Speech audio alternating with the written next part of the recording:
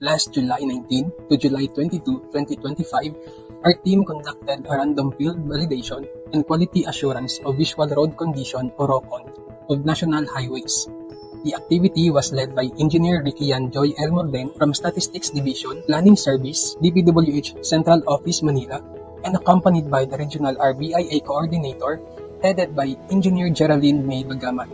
The objective of the random field validation was to verify the accuracy of the data collected by the district before final uploading to ROCON DES and confirm enterprise. This ensures that the data is reliable and accurate, which is crucial for project proposals. The team validated the following road sections. Ang South Cotabato 2nd District Engineering Office ay may 5 road name. Ito ay Cotabato Marble Road at Marble Maca Road, classified as primary road.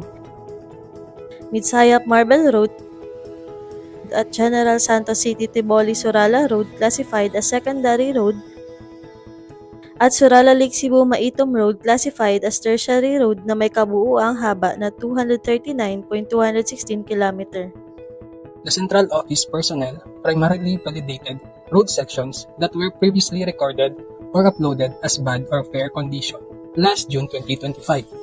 This targeted approach aimed to verify the accuracy of the data and ensure that conditions were correctly assessed. Planning and Design Section Activities. Another activity conducted by Planning and Design Section last July 28 to 30, 2025, together with Engineer Ruin O. Pasqua and Mr. Herbert B. Melendez Jr. from the Statistics Division. Planning Service, Central Office, Manila, conducted a field validation, inventory, and GPS centerline survey to establish highway boundary limits. The activity was supported by personnel from Regional Office 12, Planning and Maintenance Division, and maintenance staff from the district. The team validated highway boundaries between Jensan Tiboli, Maitom and Lake Cebu, Santo Niño and Isulon, Banga and Surala. This activity ensured accurate district boundaries, preventing potential encroachments, and facilitating effective road maintenance. Planning and Design Section Activities. Sa Planning and Design Section, sigurado ang daan ay laging panalo.